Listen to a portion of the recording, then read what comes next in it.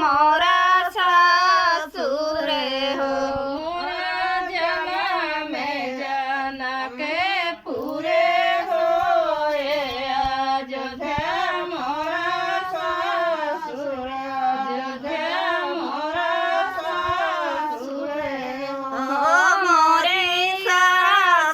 कौशल्या रानी होती सासुर राजा दशरथ सासुर राजा दशरथ हो।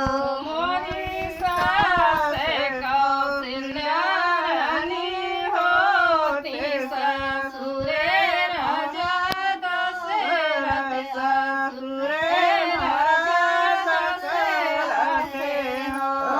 मोरी सास कौशल्या रानी होती सासुर राजा दशरथ सासुर राजा दशरथ हो। मोरी सास कौशल्या रानी होती सासुर राजा दशरथ सासुर राजा दशरथ हो। मोरे जला में जाना के पूरे हो अयोध्या मोरा सासुर अयोध्या मोरा सासुर हो।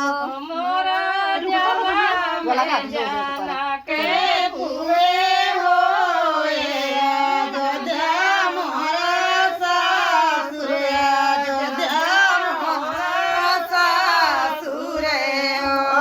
मोरी सनंदी सहोदरानी होती ननदोया राजा रे जुन ननदोया राजा रे जुने हो। मोरी ननदी सहोदरा रानी होती ननदया राजा रे जुन ननदया राजा रे जुने हो।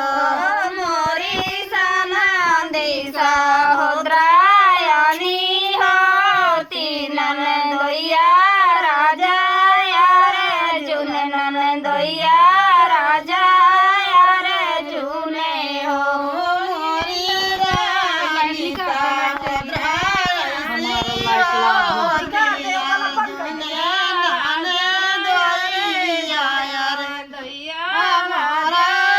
रे जुने हो।